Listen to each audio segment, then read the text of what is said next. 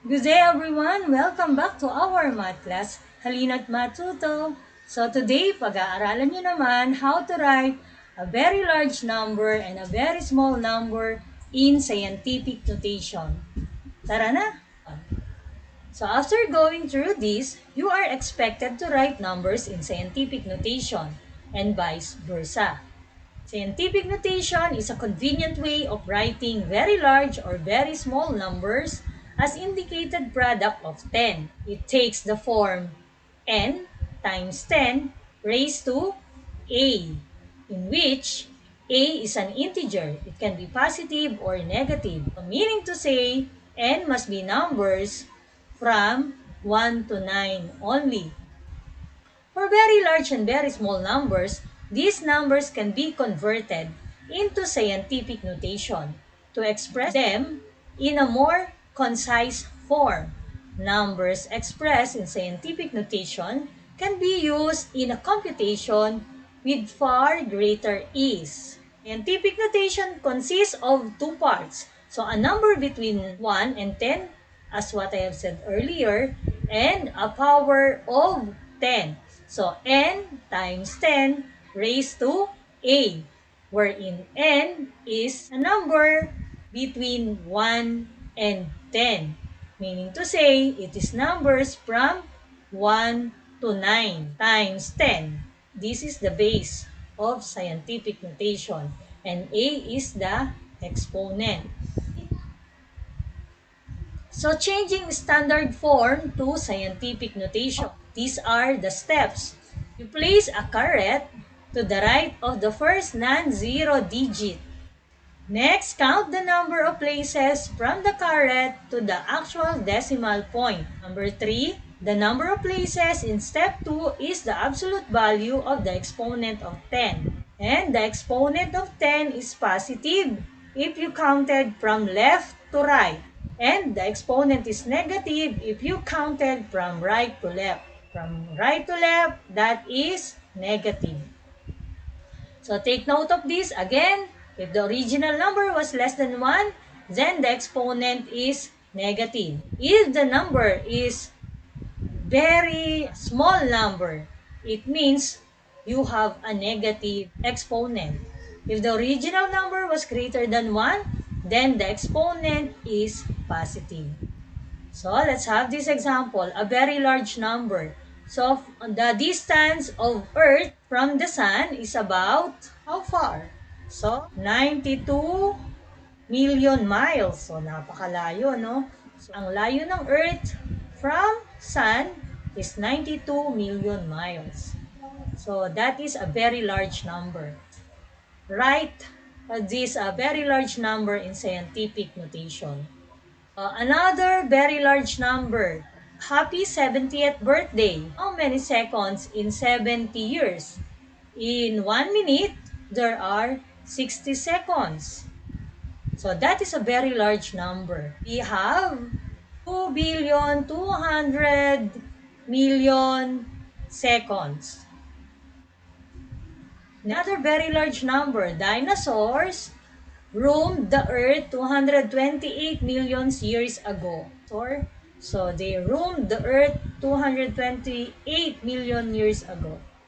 So scientific notation helps us to write really big or really small numbers. So let's have convert 92 million miles away of the earth from the sun.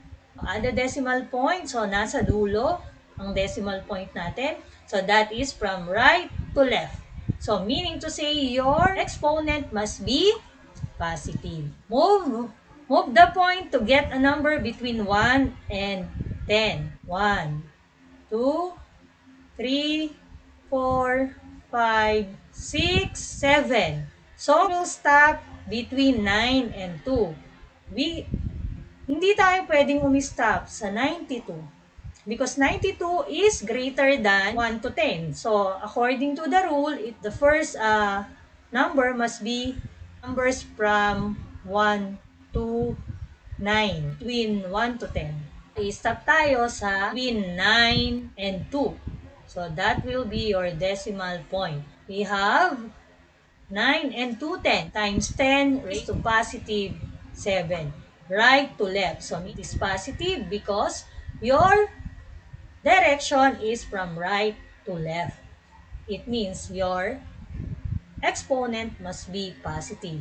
Your exponent is the number of places that you counted. So, this must be, the first number must be between 1 and 10. Meaning to say, numbers 1 to 9 lang ang pwede. So, pag ginawa mo itong 92, it means you are wrong. So, the point moves 7 places. So, that is the distance of the Earth from the Sun. Yung birthday kanina. Again, your decimal is at the end of 0. Move the point to get a number between 0 and 10. Then count. Count the number. 1, 2, 3, 4, 5, 6, 7, 8, 9.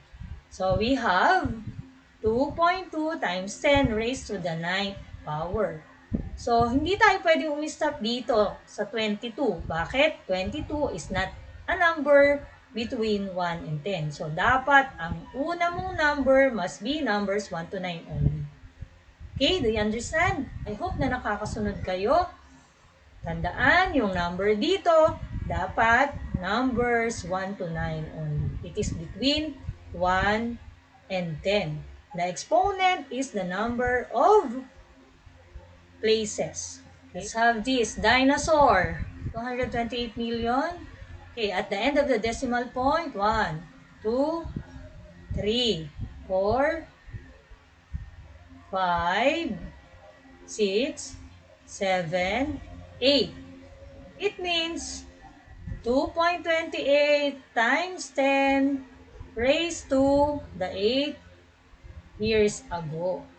So, 8 is the number of decimal places or the movement of your decimal. So, that is significant number. So, you should include this 28.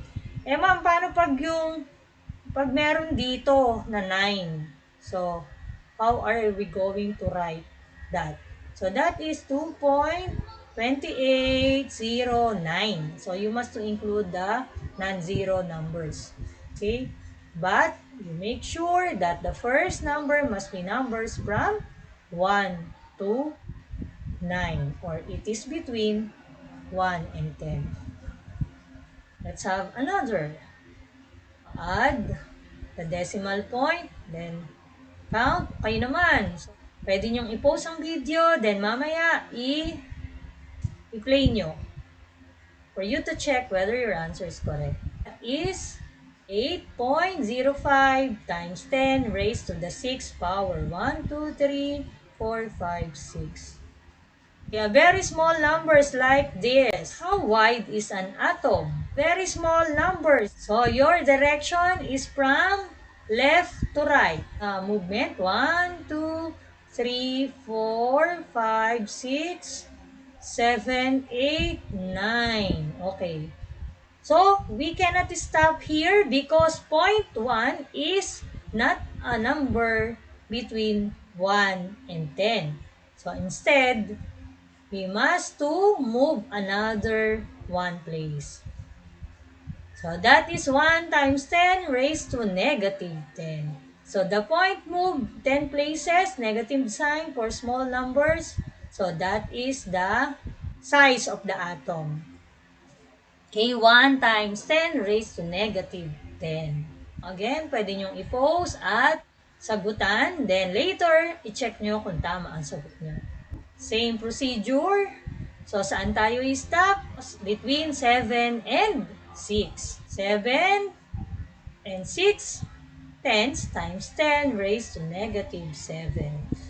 The movement of decimal. 1, 2, 3, 4, 5, 6, 7. So, it is a very small number, so it is negative. How about this? So, we will stop at between 1 and 9. Bakit? Pag umistop ka sa 9, magiging 19.3. And 19 is not number between 1 and 10. Your answer must be 1 and 93 hundredths times 10 raised to negative 6. You try. You pause this video, then you answer. Then after you answer, you play again and check your own answer. How about this? Let us convert this into standard form. Okay? So from here, just count 5 to the going to the right because you have positive. So we have 1, 2, then add zeros. 1, 2, 3, 4, 5. About this, 6. 6. It means 1, 2, 3, then add another 0. 1, 2, 3. Okay, so that is 6,806,000. So from here, assuming that this is decimal point, 1, 2, 3, 4, 5, 6. So you add 0 on those empty spaces or empty scoops. Another, try this. So if that is written in standard form, then you rewrite it in scientific notation. If it is written in scientific notation, then write or rewrite this into standard form. Again, pause and play. Okay, those are the answers. So I hope nakasunod kayo. Apply this in real-life situation. Suppose that it is in Lupang Arenda, 15 million household use wells o yung tinatawag na balon for their water supply. Write this in scientific notation. So a very large number, meaning your exponent is positive. Then count the number of places. So we have 1.5 times 10 raised to the 7th power. Another, Taytay Rizal has a total population of 4.02 times 10 raised to the 5th power. Write this in standard notation. O, ayan na yung sagot. So, paano yon? Just count the decimal. So, from here, since that is positive, you go to the right. 1, 2, 3, 4, 5. Then, add 0 to the empty spaces or empty scoops. So, that is 402,000 people in Taytay Rizal. No?